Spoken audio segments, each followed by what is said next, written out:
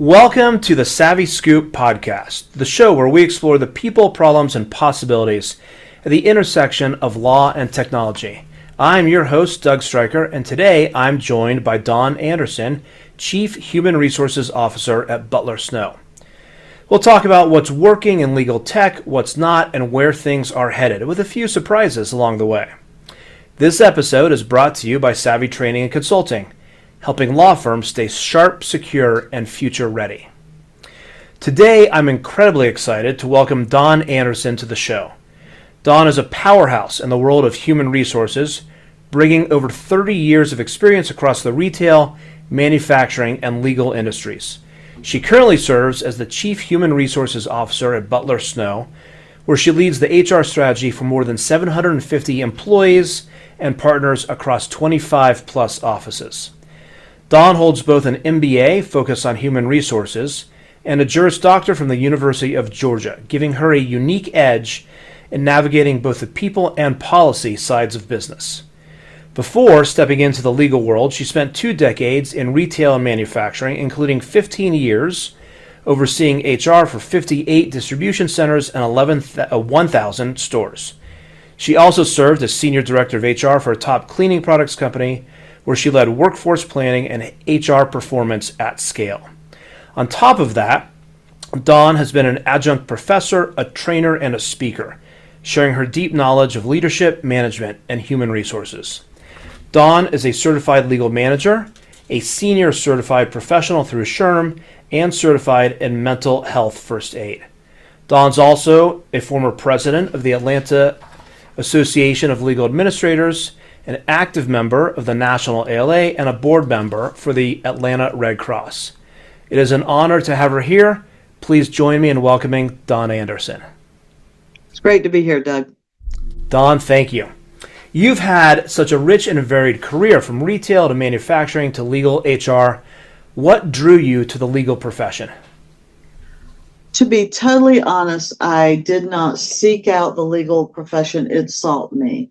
I was interested in making a transition from the organization I was at currently, and started kind of putting feelers out there, and a recruiter called and tried to convince me that I would be the perfect fit with my JD for a law firm because, the lawyers would listen to me. We all know that lawyers don't listen to anyone, but it was a nice thought. I actually turned them down, and the managing partner called and convinced me to give it a shot. And that was 10 years ago, and I haven't looked back. I've had a wonderful time taking what I knew from the corporate world and applying it in the legal world and figuring all the nuances. And it's very different, in case you're wondering. I am wondering. And I think the question is, how different is the legal industry from the rest of the business world? Is it truly, its own unique life force, or does it fit into the corporate world? It's its own unique life force, and there are a couple of reasons for that. One is that most law firms don't believe they're businesses.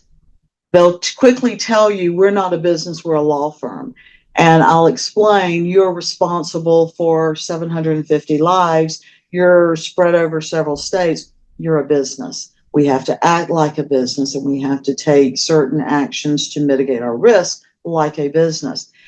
The other piece is that law firms are partnerships, that they're run by committee.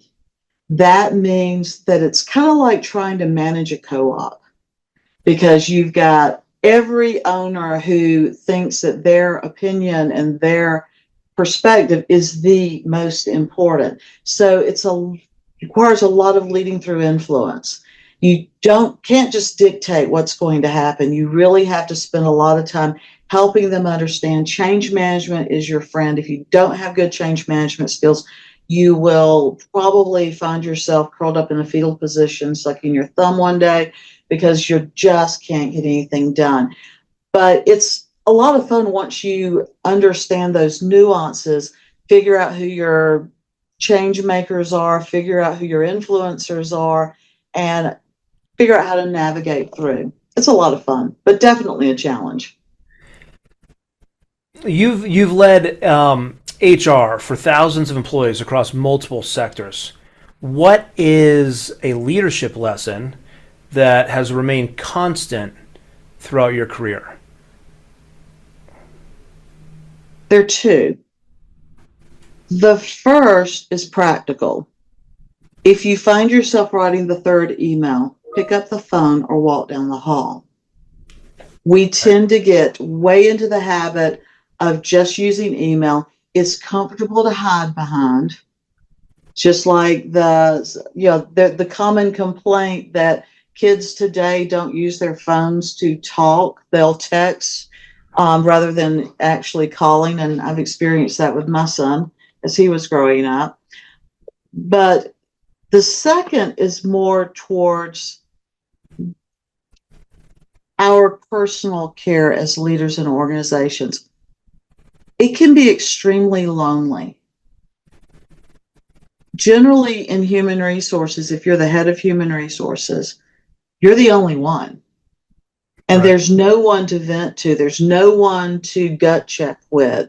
There's no one to just say, I had a really hard day because I had to make some tough decisions. The same is true for COOs as well. Both are really dealing with a lot of confidential information that is hard. We're making decisions that affect someone's life. So my best advice is and always will be, find your tribe and stay connected with them, because you've got to have someone that you can, if nothing else, do the gut check. I am too emotionally invested in this. Help me see through it. And by tribe, are you meaning entities like SHRM and ALA and ILTA, or are there other support resources for legal professionals? The Association of Legal Administrators, particularly our chapter, is phenomenal. And across chapters, I've got friends, I've developed friends over the years, and they have been hugely helpful. To be honest, my tribe is about 4 people that I'm friends with that are also in HR.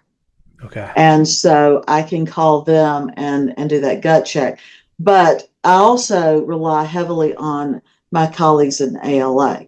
We text and call all the time, sharing information, sharing solutions. I personally don't have a pride of authorship. I'm like, if I've got something that you can use, I'll send you my PowerPoint with the script. I'll send you the policy with the notes. What do you need? Life's too short not to share what we can, protecting, of course, the confidentiality of where we're at. Sure, sure. And I think the learning curve to get to where you're at is steep. I don't know if it ever plateaus, but I think it's steep. So thinking I'm waiting for the about plateau. we all are. Um, so think about work. You help manage a sizable law firm.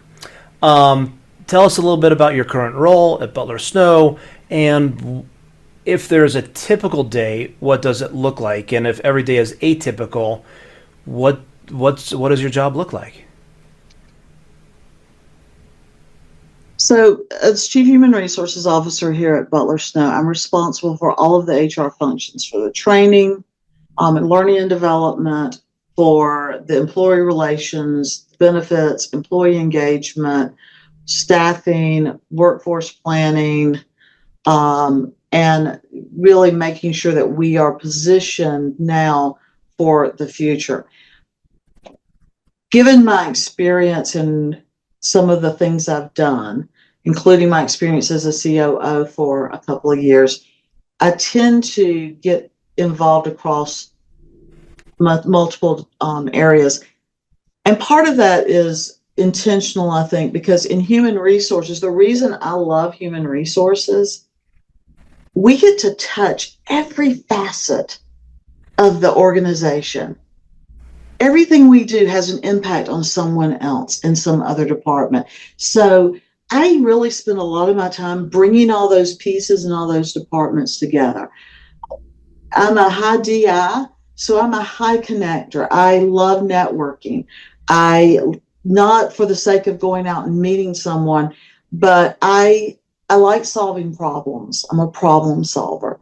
So if I hear of someone who's got an issue or doing something, I immediately connect them with whoever might help them.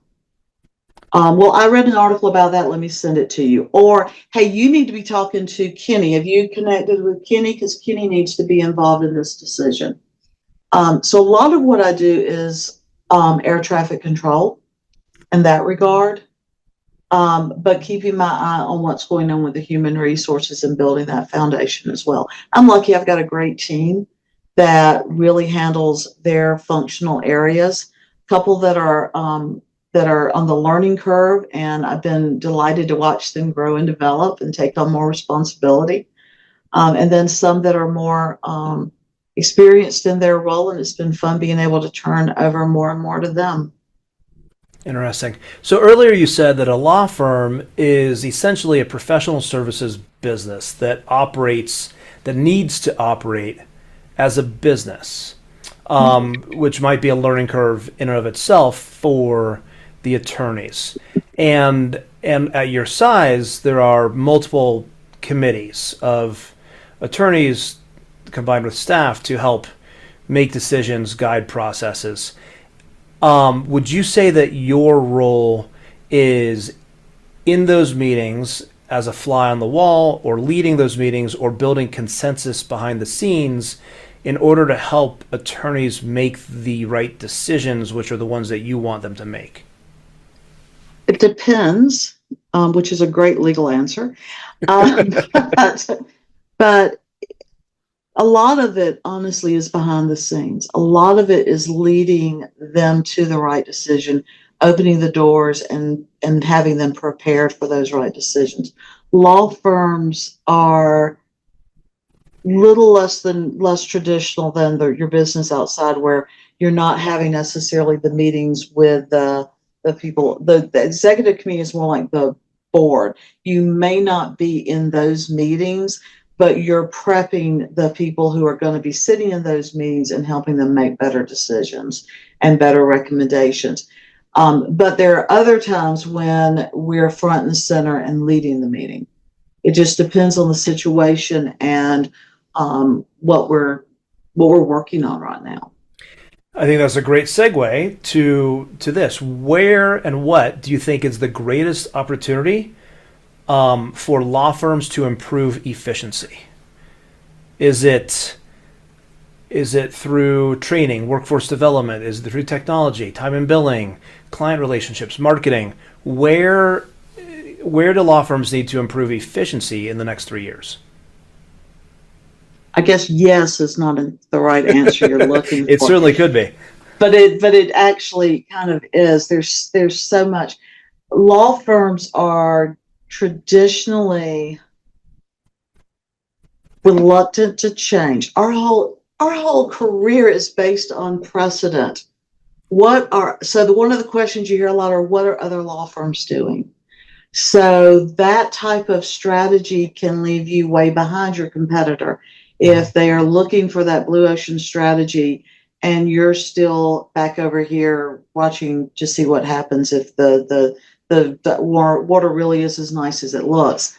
AI, I think, is going to transform the legal industry to some degree. What I think will happen with that is it will free up resources to do more critical and strategic items versus the administrative items. But it's also going to force us to make some changes in how we bill and how we place value on our work. Workforce education and training is huge. We've got a workforce that has multiple generations in it. I know we have every possible generation right now represented, if it's except for whatever my grandchild is. But the rest of them, we've got them as somewhere in our organization. The teaching the different skill sets, figuring out how to get them to teach across themselves, figuring out how to resonate and communicate to all of those groups is going to be critical, and it's going to unless we figure that out, we're going to lose efficiencies rapidly. The other piece is we've got to keep our employees engaged. COVID was a major disruptor. It created some silos, and some of those silos continue. So figuring out how to engage the employees and pull them back in and making them feel like they're a part of something bigger has to be done with intention and purpose. And it's got to be something you work at every day. And that's hard to do when you're doing everything else on your to-do sheet. I think that's bigger than the question of, is remote work here to stay? Are you in the office 4 or 5 days a week? Is it a hybrid? How do you blend all of that with people who work from wherever? Or is Butler Snow in the office? We're majorly in the office. Okay.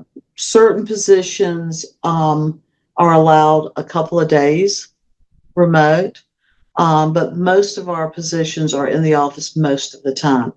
Now, we've got some that don't live close to a office because they've moved or they had a unique skill set we were recruiting for, and those are, of course, 100% remote.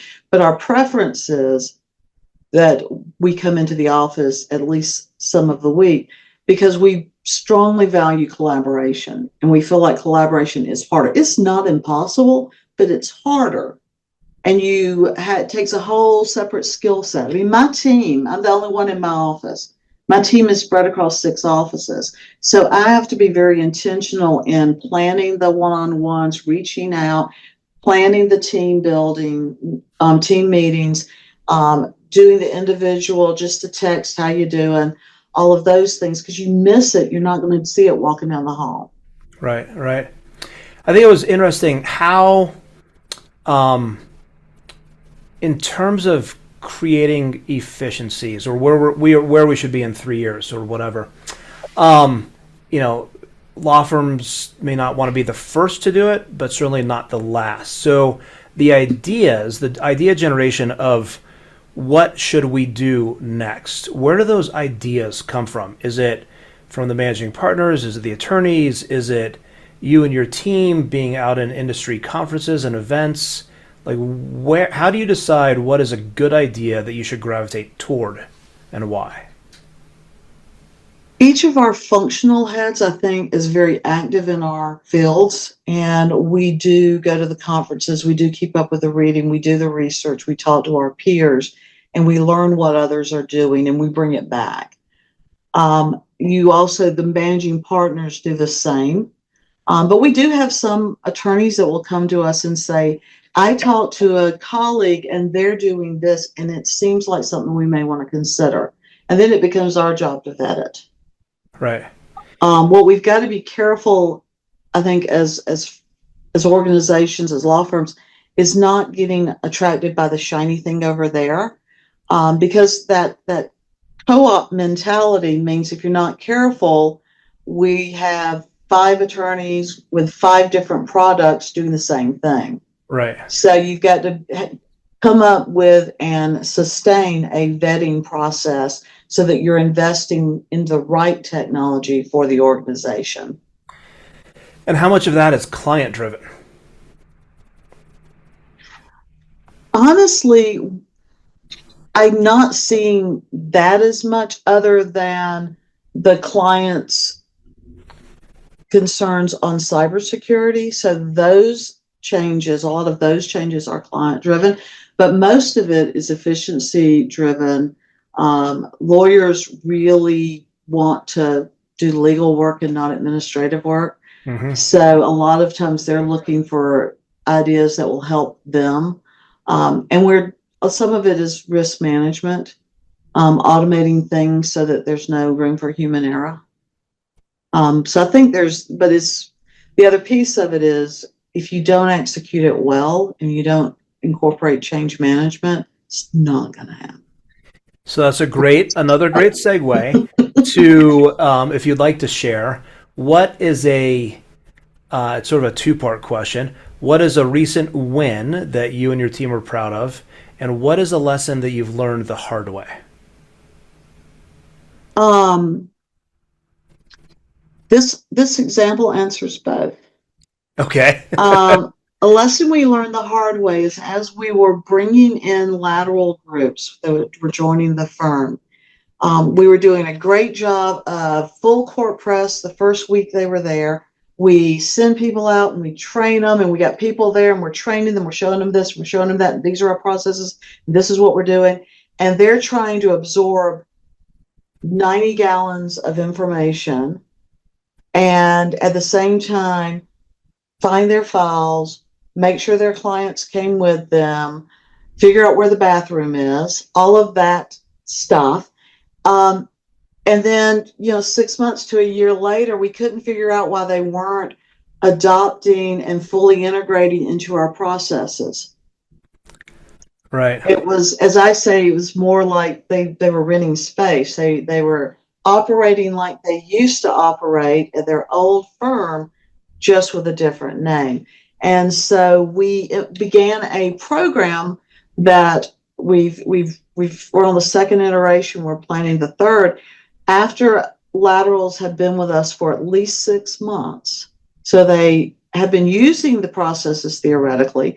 They know what our methodology is. We bring them back in for a mini retreat to our largest office in Ridgeland, Mississippi, where we have 2 days with them where we go, okay, you've seen what we do.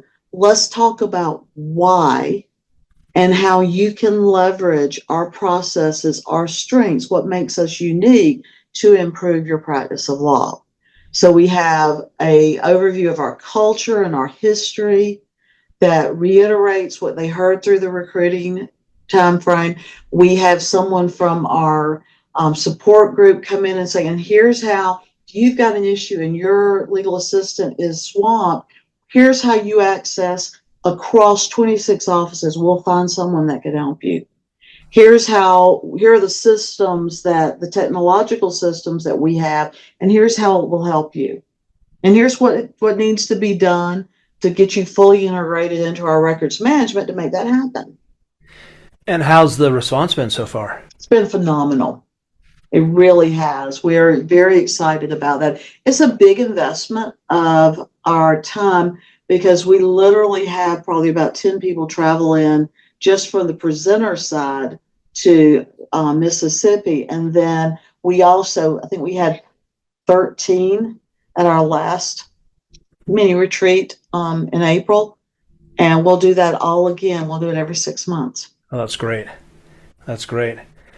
And then do you do anything? What happens with those people after their 6 months? We keep following up. Okay. And the other piece that's really well is they're coming from different offices and different lateral groups that have come in. So they're meeting others that are about the same place as them. And so they're starting to share and come together across practice groups.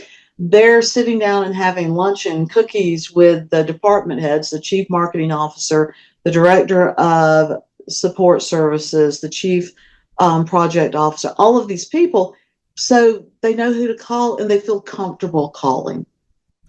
Is there a firm cadence to meetings? Is there a firm annual meeting? Are there quarterly sessions? Are there practice group meetings virtually across all the offices? How do you continue to shepherd everybody at the firm in the same direction? We do a lot of different, depending on the group.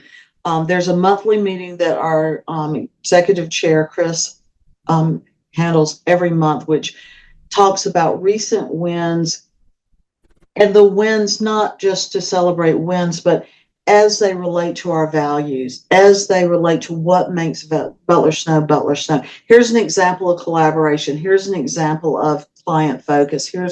So that helps. The practice group leaders regularly hold meetings with their practice groups. Most of them do that on a monthly basis. The directors meet on a monthly basis.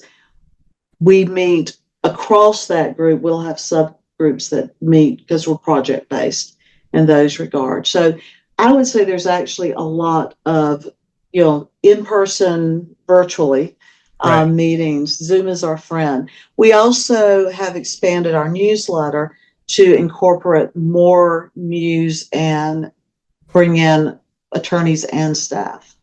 Yeah, I was going to ask, is there a similar cadence for the professional staff that's also spread across 25 offices? I think most of the department heads have regular meetings, at least once a month with all of their team. I do that as well as meet, depending on the person and the responsibilities, either once a week or once every 2 weeks with everybody on my team individually. Fantastic. Thank you. Um, what, over the last 10 years in legal, what has been the most surprising thing that you've learned or encountered? That's an interesting question. Is this surprising? So the surprising change, the evolution. Yeah, anything. I would think what I'm seeing, and this is going to sound, self-grandializing. I would think honestly, it is the change in appreciation or acknowledgement or recognition of the administrative team and the value they bring. Okay. Law firms can be very caste-like. There is a very large dividing line between attorneys, and they even call them non-attorneys. Mm-hmm. We're trying really hard to get beyond that. But what I've seen is law firms, the ones as they grow and as they become more successful, are recognizing that the professional administrative staff that they're hiring, the HR, the billing, the accounting, the finance, the pricing, the project management, they're recognizing the value that they bring, and they're starting to act more like a business in that they are letting us do our job. But it's, when I first started at my last firm, HR was not involved in attorney comp at all. Mm. And now they And are. it took 5 years to get them comfortable with me becoming a part of that process and showing them how it could be done more efficiently, more effectively, and with less risk. Thank goodness they had you. Before we get to the lightning round, I want to ask if you could give professional advice to your younger self when you were starting in legal, what would that be?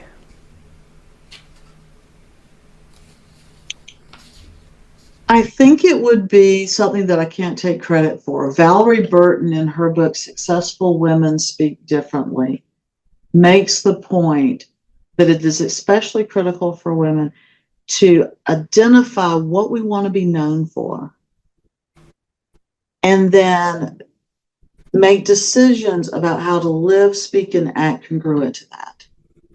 And I think that is an area that a lot of women struggle with. And I know I did. I was the first one in my family to go to law school and go down this path. I mean, I didn't know what human resources was growing up. I just knew that I wanted to do something in this area. I actually watched a grown man go to our little neighborhood grocery store, which was not, it's probably the size of 2 of my conference rooms in my firm, and use pennies to count out enough money to buy a loaf of bread. And in my house at 7, my dad would empty his pockets and I would go get the pennies and put them in my piggy bank. So those were kids' money. Adults didn't spend pennies in my world. Right. That just didn't compute. And I asked my mom what was going on, and she said, well, honey, the strike at the factory has gone on too long and there's no money left in the strike fund. And I looked at her and it just didn't make sense. I said, well, that doesn't make sense. There's got to be a better way. And so from then on, I peppered my father with questions about that. And he had been promoted to a supervisor to get him out of the bargaining unit because he was a problem child. And so he had both perspectives. And so he would talk to me about the employee's perspective as well as now a supervisor's perspective. Mm-hmm. And when they went into negotiations, he talked to me about that. And he brought home the contracts for me to read when I was a kid. Wow. So I didn't know what it was called. Yeah. But I knew I wanted to do something like that. And years later, I was doing a summer job there, and I went to the labor relations liaison, Wayne Shepherd, and said, I want your job. How do I get it? And he said, if I had to do it all over again, I think you're going to need a law degree and a business degree. I'm like, I can do that. So that's what I did. You knew what you wanted, and you learned how to speak and act around that and those decisions. But it took a while to understand that, how important that was. I took some detours. I started out as a chemical engineer major. Really? I did not know that. Well, there's no straight lines anymore. All right, let's do a quick lightning round. I think you sort of answered this one. Will AI actually replace jobs in legal, or will those jobs just evolve alongside new technology? I think that the jobs will evolve and that people have to evolve with them. Not an original quote. Anthony DeSimone is where I heard it. One of the speakers, he's an expert in AI. He said, AI will not replace you, but someone who can use AI effectively will. That resonates. Will we ever see a paperless law firm? No. Will flat fees ever replace the billable hour? I think they might. Okay. Some sort of alternative fee arrangement or a hybrid, because a lot of the billable work is going to be done by AI, which means it's going to be faster. So we're going to have to find some other way to assign value to the work we do, because it's not just the actual work, but it is the strategy and the critical thinking and reasoning behind that work that you're paying for. And can you still bill an hour for work that actually doesn't take an hour but used to? Right. How do we handle those questions? You're going to have to find some sort of hybrid approach. What is one piece of technology you cannot live without? Dual monitors. Agreed. Agreed. And what is one technology that will be obsolete in 5 years or less? Desk phone. Okay. What is one buzzword we're all going to be sick of a year from now?